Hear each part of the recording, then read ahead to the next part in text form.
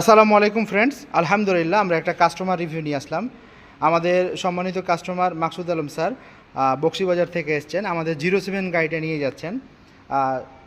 Sir একজন doctor, আমাদের ইবনে সিনা দয়াগঞ্জ ব্রাঞ্চে বসেন।